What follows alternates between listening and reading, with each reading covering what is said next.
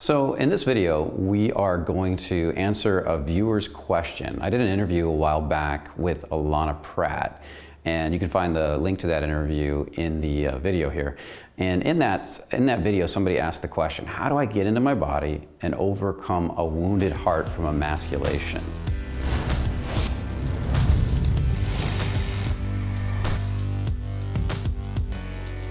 And I want to kind of go over that now. Now, the first thing is we just did a video recently on developing body language, and it's all about getting into your body. So check that video out. Also, that link will be in this video too. So with that said, let's take a look at the other part, how to overcome a wounded heart from emasculation. First of all, just getting into your body is going to help. The more you get into your body and the more you get into your masculine, the more you're going to start to masculine and, your sense of vulnerability, which your masculine can support, that sense of feminine where you're starting to feel more emotion, the more your heart's going to naturally heal itself. So getting in your body is a great first step. It can be very emotional if you've got some trauma going on in there. You can go through a little bit of grief and a little bit of sadness. There might even be some crying as you do that. And that's normal and healthy. So don't worry about that. And if it's excessive, where it's something you can't seem to handle on your own, I encourage you to seek professional help. Either a body-based therapist, like a somatic therapist, come check out one of our events at thefearlessman.com, something like that. Even yoga can help in this area. Now, as we move forward, I'm gonna leave that to the other video though, getting into your body. I'm gonna leave that to the video where we talked about getting into your body.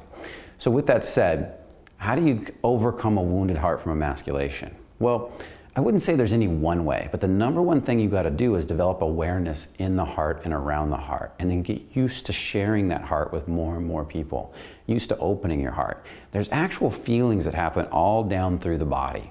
And you most likely have some repressed trauma in the heart area, since that's what you're referring to. It can also be affected by repressed trauma in different areas of your body, like your stomach, where your self-esteem is, and so forth too. But let's talk specifically about the heart for a moment. One of the things that I do on a regular basis is I learn to feel more and more from different parts of my body. I'm actually doing meditations on the different parts of my body.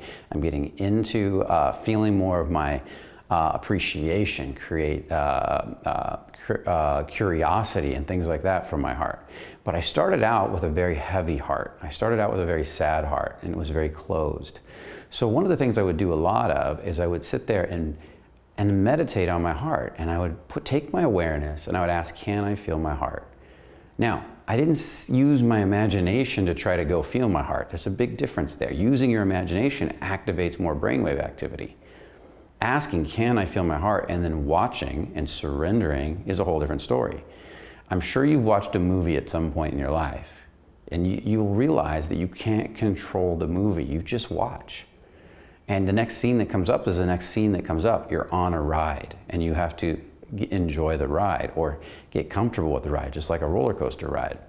Well, it's the same thing here with your heart. As I ask, can I feel my heart, I'm gonna pay attention to what I feel. Maybe you'll feel nothingness, maybe you'll feel heaviness, maybe you'll feel darkness, maybe you'll feel light, maybe you'll feel joy, maybe you'll feel appreciation, maybe you'll feel creativity. There's all kinds of things you can feel. Now, the next step I'll ask is, can I open my heart just a little bit? And I have this sensation in my body that my heart's opening just a little bit, like a window getting cracked. And I'm letting a breeze out. I'm not opening too much, just taking a little bit, and I'm starting to relax a little bit. And then I'm starting to notice how the environment around me feels in relation to my heart opening. And if that feels comfortable, I ask if I can open a little bit more. If it doesn't want to open anymore, I know I've reached my limit for now. And I notice if there's any heaviness in the heart. I notice if I feel any grief, any sadness. I notice what emotions are in there. And even nothingness or numbness is a feeling in the way I look at it. See, I see nothingness and numbness as a form of really heavy feelings, because as you break that up, as you move through that, you start to feel lighter and lighter. You start to feel more joy. You start to feel more appreciation. So nothingness is, in my mind, is a sense of disconnection from that part of my body, causing me to feel nothing, because I don't want to feel what's in there. So I acknowledge the nothingness as an emotion, as something. And I just let myself feel it. I let myself relax into the feeling of nothingness. as if nothing is something. And then I ask myself, can I let go after I've done that for about 5, maybe 10 minutes? I just sat there paying attention, meditating, breathing with it. Then I ask myself, can I let go of some of this nothingness? Can I let go of all of this nothingness? And you'll start to have this sense of it leaving your body maybe a little bit at a time. And you let it leave at the rate it wants to leave. Again, just like watching this movie. And then I'll ask, can I let go of some more of this nothingness? And I just keep letting it go a little bit at a time. And then when I feel like it's reached its capacity, that no more wants to leave, then I sit there, can I just welcome this nothingness? Can I sit and be with this nothingness? And I might do that for like 5 more minutes. And then I'll ask again, can I let go of some more of this nothingness?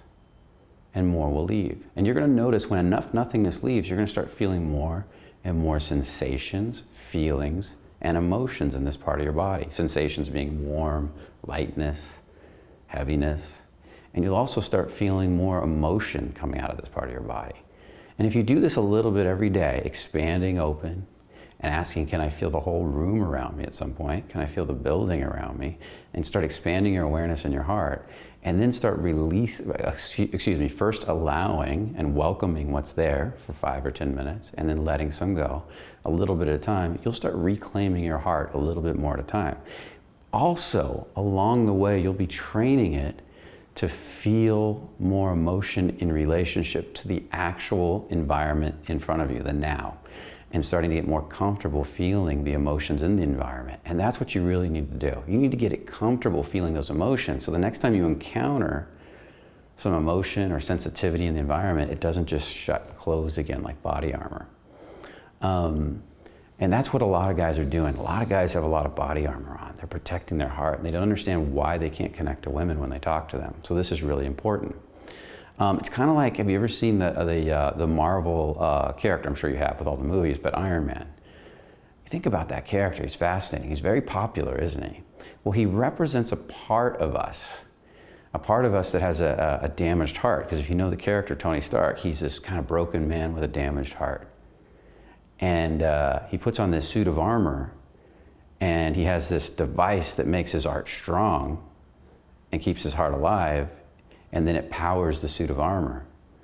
And I can't tell you how many clients come in feeling exactly like that to me. They feel like they have a suit of armor, a wall of armor over their heart, and they're protecting it. And we have to help them take that armor off so they can actually connect and relate to people again. Now I'm going to add another caveat to this, and I think this is very important. A lot of guys do this work, but they're not grounded. They're not in their legs, they're not in their feet, they don't have a relationship to the earth beneath them. And what happens is the emotions build up very quickly and they're overwhelming. So if that's the case, I highly recommend you start working on feeling your legs too. Just if you do 5-10 minutes on the heart, do 5-10 minutes on the legs, developing a sense of relationship to your legs and opening and relaxing at the perineum area of your body. That spot right down between the balls and the anus. I know it sounds funny to you guys, but that's the area. Right down there, just relax. And as you're sitting, imagine you can see right down through the ground. And then feel your legs for a little bit. And then come back and work on the heart some more. It's kind of like a grounding cord. It helps you to ground and connect to the environment so that the emotions don't build up in your body so they can move through you, okay? And I highly recommend that for people that are highly ungrounded, super reactive, that don't know how to be proactive. It's a beginning, it's not complete, but it's the starting. So as you work on your heart and you get good at releasing from the heart, also make sure you're just every once in a while checking in and spending a few minutes making sure your legs are connected to the earth. That you're feeling down through the feet, you're feeling down through the perineum, and you're feeling down through the body into the legs. It's very, very important. It makes the releasing in the heart go much faster. It also makes it feel much more secure. Now, for those of you that are saying this is a little metaphysical for me, think of it this way. This is metaphors for getting in touch with the neurology and the nervous system of the body. Developing a greater sense of connection through the spinal column to the nerve endings, to reconnecting to the emotions, which is just chemicals rushing from parts of the body and into the body that we are trying to avoid feeling. And we have to get back into that and get those areas to relax and open again to feel. For those of you that are metaphysical, you'll probably appreciate this right away. I look at it from many perspectives, not just one, because there's a reason that a lot of these metaphysical teachings have been around for thousands of years, and there's a reason that science is finding a lot of similar stuff in science that relates to exactly what they're talking about. So just try it out. That's the number one thing though, try it out. Do a little work in this area, try it out, see how it feels, put some time in, and give it a serious amount of time, like a month, and at least see what happens in your life. Because I find a lot of people want to throw something out before they even try it. And that's kind of sad to me, because that's you prejudging something, and in that, you really don't get to be the scientist and experiment with no judgment and really see for real how it works. I love to experiment with something new. Even if it seems weird and like it's not going to work to me, I throw my judgments out the window and I say, you know what, let's at least give this a shot. And I've been shocked many times when I do that. So I hope you get a lot of value out of this video. I definitely want to hear if you want to learn more about this stuff. I got a lot more in this area I could teach. We could start doing maybe some meditations and some audios around this, and helping you guys to get more into your body. And so let me know what your experiences are in the comment section. Also, make sure to check out thefearlessman.com to come to one of our live events if you want to check it out, or subscribe to our mailing list. I would love to actually meet you in person. I think that would be awesome. And also make sure to subscribe to the channel if you haven't already. And with all that said, remember, only the confident really live. See you in the next video. Takes the lead, steps into his power, takes action. He leads the interaction if he's in his masculine and she's in her feminine. So let's talk about how to build up your sense of, if it's not called sexual shame, let's call it turn your masculine back on. That's true. I think in some cases, you women have maybe more masculine than some of these guys, but that doesn't mean you want to be in it all the time in a relationship. You want to turn it off and just be feminine for a few hours and surrender to somebody that you trust.